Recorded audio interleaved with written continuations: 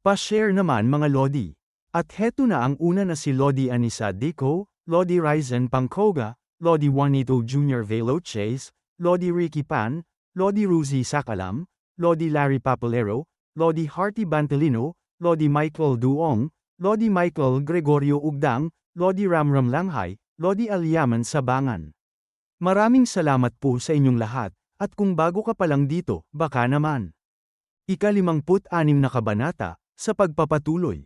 Nanlaki ang mga mata ng babae sa gulat sa kanyang nasaksihan, at napasigaw siya, na ano to? Anong klaseng kakilakilabot na kapangyarihan yan? Habang pinapanood ng babae ang kanyang kasamang unti-unting tinutunaw ng napakalakas na enerhiya, wala siyang nagawa kundi ang matulalang nakatitig sa nakapanghihilakbot na pangyayaring nagaganap sa kanyang harapan. Mabilis namang gumalaw ang nakatalukbong na lalaking kasamahan na lumapit sa babae na sinabi nito na anong ginagawa mo? Junior, sigaw nito bago niya malakas na itulak ang babae palayo. Makikita naman ang matinding gulat sa mukha ng babae nang bigla itong mapalaki ang kanyang mga mata. Isang napakalakas na puwersa ang biglang ramagasa sa kanilang kinaroroonan, at kung hindi agad na itulak ng nakatalukbong na lalaki ang babae palayo, malamang ay natunaw na rin siya tulad ng iba. Habang napaluhod ang babae mula sa malakas na pagbagsak sa lupa, agad siyang napapikit at napadaing sa matinding sakit. Agad na napalingon sa gilid ang babae at napasigaw. Senior, doon niya nakita ang nakatalukbong na lalaki na nawalan ng isang kamay dahil sa lakas ng atake ng ating bida. Sa pagkakita niya roon, agad na nanlaki ang kanyang mga mata sa matinding gulat, at habang nakikita niya ang nakatalukbong na lalaking mahigpit na hawak ang kanyang brasong naputol dahil sa matinding lakas ng pag-atake, hindi niya napigil ang mapasigaw, Senior. Senior, ang braso mo. Habang hawak ang kanyang brasong naputol, sinabi niya sa babae, pumunta ka at magulat sa pinuno ng samahan. Saglit itong huminto bago muling magsalita sa mabigat na tinig, nasa antas siya ng isang batang master ng sekta. Mahigpit namang napatingin ang babae at tuluyang natahimik matapos marinig ang mga salitang yon. At ilang sandali pa, makikita na tila handa na itong tumalon. Habang mabilis na tumatakbo ang babae, halatang puno ng inis at pagkainis ang kanyang mukha, at sa gitna ng kanyang pagtakbo ay mariin siyang napabulalas ng buwisit. Tahimik lamang na nakatingin ang lalaking naputulan ng kamay habang pinagmamasdan ang ating bida. Sa likod nito mabilis na tumatakbo palayo sa kanya ang babae. Sinabi pa nito sa ating bida na hindi mo ba sila susundan? May mariin na tingin ng ating bida na sumagot siya na uubusin ko rin naman ang buong Mahjongho. Ano pang silbi ng paghabol? Panandaliang namayani ang katahimikan sa pagitan nila. Tila ba ang bigat ng mga salitang binitiwan ay nagpahinto sa anumang nais nilang sabihin o gawin. At ilang sandali pa, nagsalita ito na alam mo ba kung gaano karaming tao ang nasa Mahjongho para sabihin mo yan? Ngunit, may panunuyang sumagot ang ating bida na kailangan ko pa bang malaman yun? Muling natahimik ang lalaking naputulan ng braso habang nakatitig sa kanya, at sa ilalim ng suot nitong maskara ay mababakas ang pagngangalit ng mga ngipin, na tila pigil na pigil ang matinding galit na nais kumawala. At pagkatapos, bahagyang yumuko ang kanyang ulo bago siya napahagikjak ng mahina. Habang diretso lamang na nakatingin sa kanya ang ating bida, tila sinusukat ang bawat kilos at reaksyon nito sa gitna ng katahimikan. Habang unti-unting itinataas ang kanyang ulo, bigla itong tumawa ng malakas, at lalo pang itinaas ang ulo habang humahalaklak ng buong lakas, na tila ba walang takot at pinapalakas pa ang bawat tawa sa gitna ng tensyon sa paligid. Nakatingin ang ating bida sa kanya, sinasabi ng kalaban na kaya pala. Minamaliit mo kami, dagdag pa nito habang naglabas ng enerhiya sa kanyang kamay na akala mo ba ang dakilang Mahjongho ay basta-basta lang. At ilang sandali pa, ang kanina na naputol na braso nito na dumudugo ay biglang naghilom ang sugat. Sinabi pa nito habang pinatigas ang daliri na maging ang apat na pantas ng Jianghu ay hindi magawang maliitin ang Mahjongho. Mabilis na sumugod ito sa kanya habang sinisigaw pa na sumpain ang iyong kayabangan. At mula sa ere, makikitang mabilis itong sumasalakay patungo sa ating bida habang naglalabas ng matinding enerhiya sa bawat galaw nito, ngunit nananatiling kalmado lamang ang ating bida, tahimik na nakatingin sa paparating na kalaban na tila ba walang bahid ng pag-aalala o takot. Sinigaw pa nito sa ating bida na itataya ko ang lahat ng mayroon ako para makuha man lang ang isa sa iyong mga braso habang papalapit ito, Biglang nagsalita ang ating bida na may bahagyang pagtaas ng kilay, at sinabi, na nakakatawa ka, na agad namang ikinagulat at nagpamulat ng husto sa mga mata ng kalaban. Nakita niya ang ating bida na biglang umangat ang espada at nagpakawala ng isang matalim na hiwa sa hangin, na sinabayan ng umaalpas na enerhiya na hugis buwan na mabilis na humahagibis patungo sa kalaban. Ngunit sa pagsalubong at pagharang ng kalaban dito, habang pilit niyang pinipigilan ang lakas ng atake, hindi nito napigil ang mabigla at maisip na iyon ay ang buwan. Makikitang napangiwi ang kanyang mukha habang papalapit at tatama sa kanya ang ipinakawalang atake ng ating bida. At sa sandaling yun ay tila unti-unting tinutunaw ng nakapapasong enerhiya ang kanyang katawan. Dahilan upang mapabulalas siya ng imposible. Sa usapin ng purong sining ng nagbabagang araw, mayroon akong pure blazing sun art o higit pa. At gayon paman ay naitutulak ako pabalik. Dagdag pa nito, habang pilit na nilalabanan ang puwersang tumutulak sa kanya, ang antas ng martial arts ng batang ito ay hindi na basta nasa level lamang ng batang master ng sekta. Na makikita ang kamay nito na nahati sa pagdaan ng kanyang pinakawalan na enerhiya. Dagdag pa nito habang makikita na nahati ang katawan na sa pinakamababa. Kapantay na niya ang mga dakilang matanda ng aming sekta. O higit pa. Makikitang ang ating bida ay patuloy na naglalabas ng enerhiya mula sa kanyang katawan habang dahan-daang bumabagsak sa lupa ang nahating katawan ng kalaban, na tila ba ang puwersa ng kanyang pag-atake ay nag-iwan ng katahimikan sa hangin matapos ang sagupaan. Lumingon siya dito at sinabi sa kanyang isip na, huwag mong isiping hindi makatarungan ang iyong pagkamatay. Mawawasak din naman ng tuluyan ang Mahjong Ho. Namutla ang babaeng tumakas habang napalingon siya pabalik, at sa kanyang pagtingin ay nasilayan niya ang nakapangingilabot na bakas ng malakas na enerhiya kung saan siya mismo nanggaling, na tila ba iniwan ng naganap na labanan ng isang malamig at mabigat na presensya sa hangin. At pagkatapos, makikita na ito na nakaluhod sa harapang ng lalaking pumaslang sa ama at ina ng ating bida. Habang sinasabi ng babae na kaiyahiya akong tumakas papunta rito para lamang ihatid ang balitang ito. Makikita ang mukha nitong pinagpapawisang sinasabi sa isip na lumabas ang Mahjong Ho sa Central Plains bilang paghahanda para sa pagsulong ng banal na sekta. Sa pamamagitan ng pag-iipon ng mga manual at sandata mula sa Central Plains at pagpapadala ng mga ito sa banal na sekta, umaasa silang makahanap ng mga paraan para talunin ang mga sining na iyon. At ang natitira na lamang ay ang bawiin ng Song Clan Saber Manual. Biglang nagulat ang babae ng isang boses ang marinig na nagsasabi na matagal na rin tayong hindi nagkita, pinuno ng samahan. Tahimik na agad na napalingon ang babae sa kanyang likuran at nakita niya ang tatlong taong naglalakad papalapit. At napasabi pa ang babae habang makikita ang mga ito na sino naman ang mga ito. Gumalang ang leader ng samahan at sinabi na binabati namin ang master ng Mahjong Ho at ang ikalawang batang Panginoon. Napasabi pa ang babae sa isip na may pagtataka habang patuloy na gumagalang ang leader ng samahan na siya ay ang ikalawang batang Panginoon. Lumingon ito na pinagpapawisan na sinabi pa sa isip na kung ganoon ang lalaking iyon ay ang ikalawang alagad ng pinuno ng kulto, at ibinuka ang bibig nito na sinabi na kaya sinasabi mo na ang may hawak ng White Jade Saber ang siyang kumuha ng manual ng pamilyang Song. Sa madaling salita, nabigo kayo. Na makikita na tahimik na nakatingin lang ang leader ng samahan dito. Napahawak ito sa baba habang sinasabi na ngayong tapos na ang ikalimang misyon sa Central Plains, nakatakda na sanang bumalik ang master ng Mahjong Ho sa pangunahing sekta, at sabay kaming babalik. Ano na ang gagawin natin ngayon? Napatingin ito sa gilid ng may magsalita na hindi mo ito kasalanan, pinuno ng samahan. Tahimik naman na pinagmasdan ito ng Second Young Lord ng tahimik.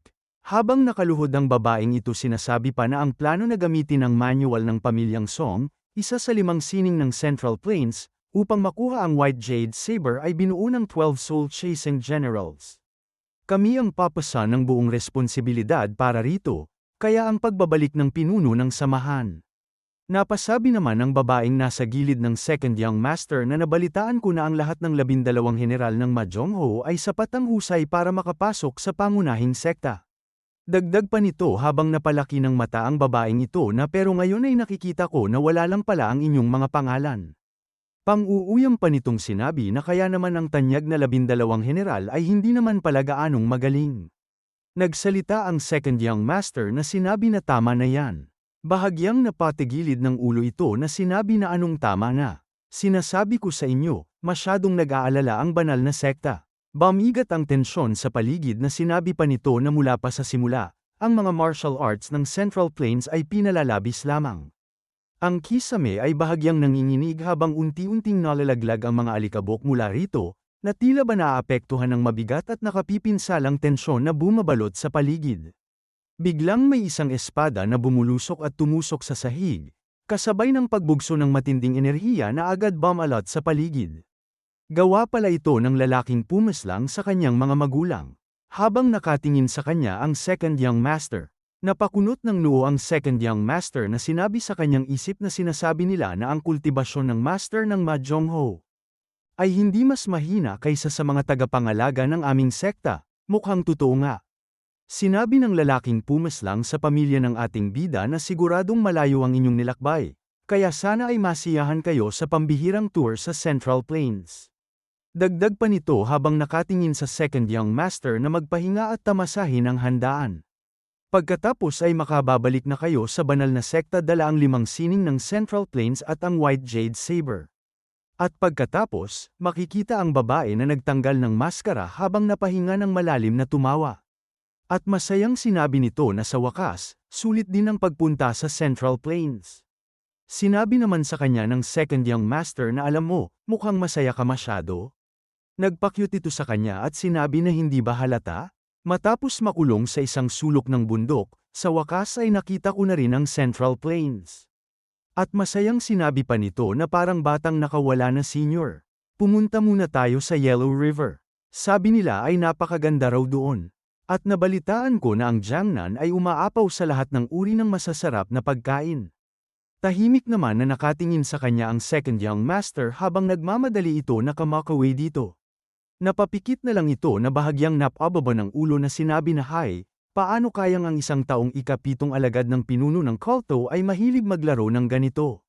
Biglang nagsalita naman ang isang babae na sinabi na senior. Dagdag pa nito na isang tabi muna ang 5 sining ng master ng Mahjong Ho, paano naman ang lalaking iyon? Sinasabi pa nito habang pinipisil ng isang babae ang pisngi nito na ang pumatay sa mga tao ng ating sekta ay dapat magbayad. Naiinis ito at sinigaw sa isang babae na anong ginagawa mo ng biglaan. Sumagot din ito ng pasiga habang nakalabas ang dila na sinisira mo ang pinaghirapan kong bakasyon. Sis, naiinis namang sinabi nito sa kanya na junior. Sa tingin mo ba ay nandito tayo para mamasyal? Bigla naman itong napalingon nang magsalita ang second young master na, tama ang bunso. Dagdag pa nito sa kanila na ang mga usapin sa Central Plains ay dapat ayusin sa Central Plains. Dagdag pa nito na dahil 1 taon na lamang ang natitira bago ang Grand Tournament ng mundo, kung kumalat ang balita na ang ika-7 alagad ng pinuno ng kulto ay nagpakita na sa mundo ng martial arts, magkakagulo. Hindi na kailangang bigyan ng anumang dahilan ang mga maruruming orthodox na yan. Napatingin sa gilid na sinabi pa nito na maghintay na muna tayo ng kaunti. Sinabi pa nito habang makikita sila sa gilid ng bangin na 1 taon mula ngayon. Ang mayamang Central Plains na ito ay magiging atin na. At lumipat ang eksena sa paang ito na tumigil. Nakatingala ang ating bida sa trangkahan at binasa ng tahimik ang nakalagay dito na Mount Thua. At sinabi ng ating bida na kaya ito pala ang bundok Hoa. At mula sa malayo makikita siya na nakatayo sa trangkahan. At makikita rin ang matatiyog na kabundukan ng Mount Thua. At dito na po nagtatapos ang ika-56 na kabanata.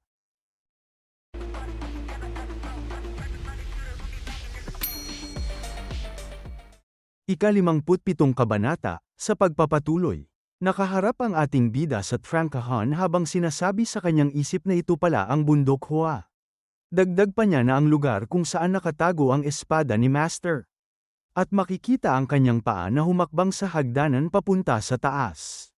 Bigla siyang napatigil at bahagyang napalingon nang may nagsalita na pasintabi lang. Kasabay nito ay tuluyan ang napalingon sa likod ang ating bida. At makikita ang 3 disipulo ng Mount Thua sect na nakatayo sa ibaba. Na mariin na nakatingin sa kanya. Panandali ang natahimik sila habang nagkatinginan. At makikita na naiinis ito habang sinabi sa isip ng ating bida na mukha siyang alagad ng bundok Hoa. Bakit ang tapang niya? Habang nanginginig ang kamay nito na itinuro siya, Sinabi ng ating bida dito na ano bang problema? Sinigaw naman ito sa kanya na nagtatanong ka dahil hindi mo alam?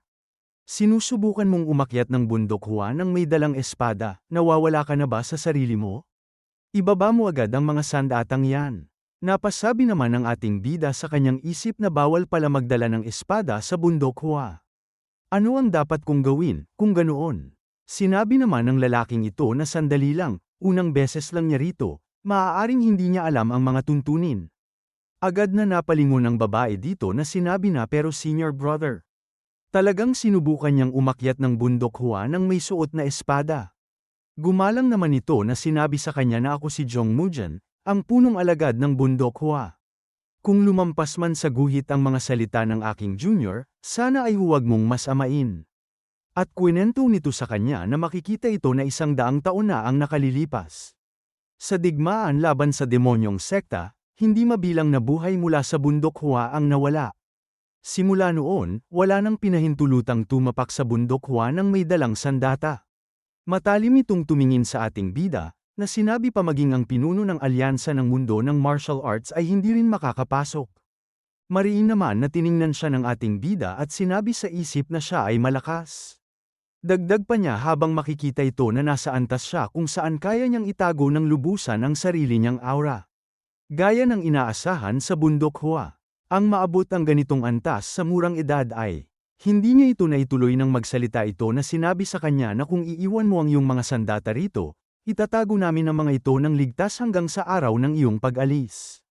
Napaseryoso naman siya ng tingin at sinabi sa kanyang sarili na kung iiwan ko ang aking espada.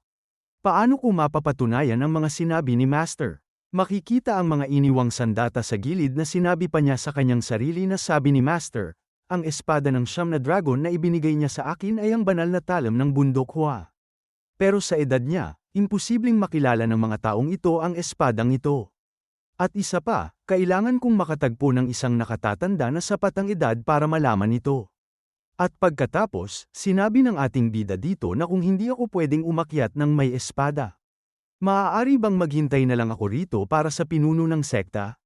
Napaliit ng mata ito na napasabi na ano. Dagdag pa nito sa kanya na anong ibig ninyong sabihin, Ginoo.